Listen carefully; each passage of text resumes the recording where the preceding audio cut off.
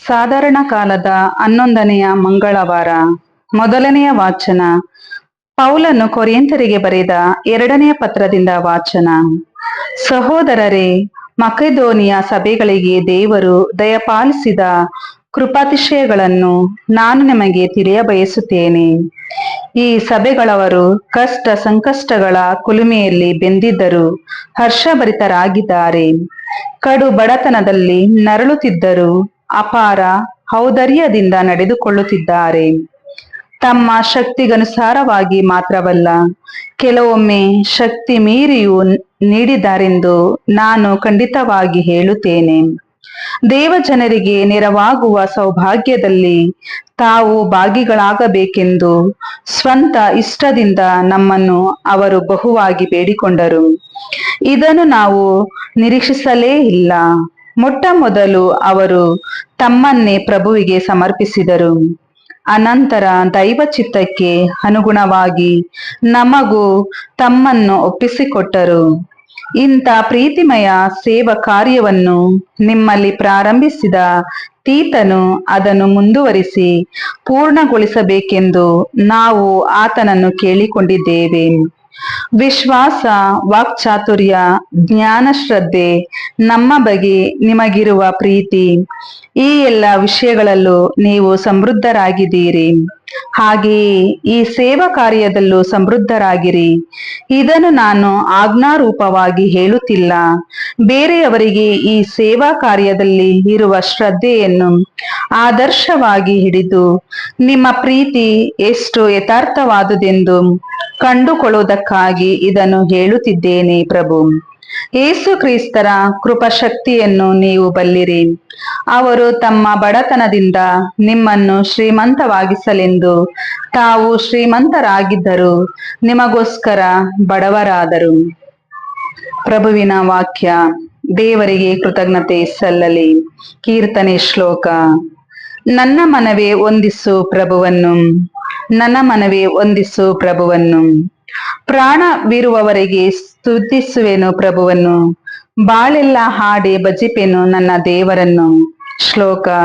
ನನ್ನ ಮನವೇ ವಂದಿಸು ಪ್ರಭುವನ್ನು.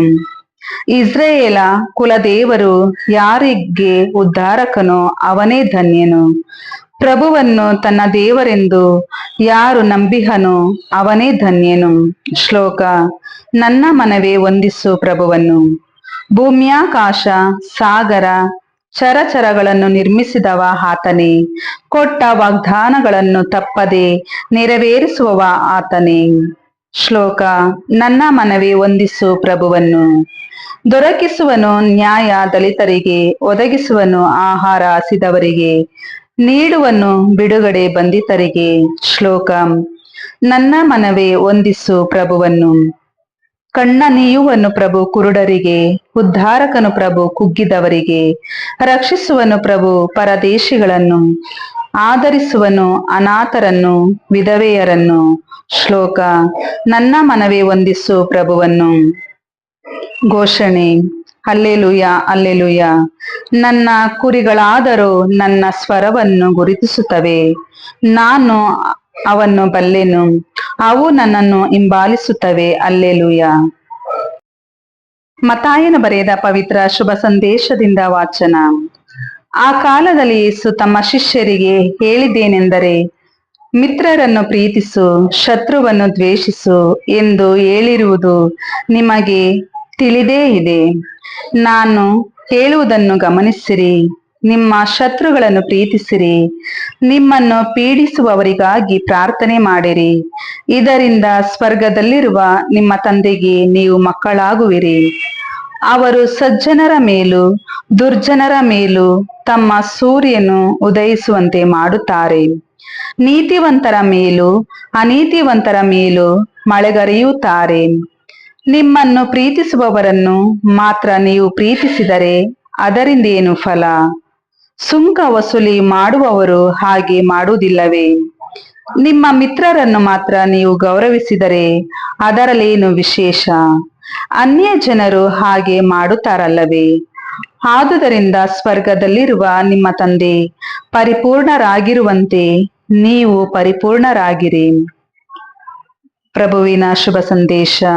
ಕ್ರಿಸ್ತರೇ ನಿಮಗೆ ಸ್ತುತಿ ಸಲ್ಲಲಿ.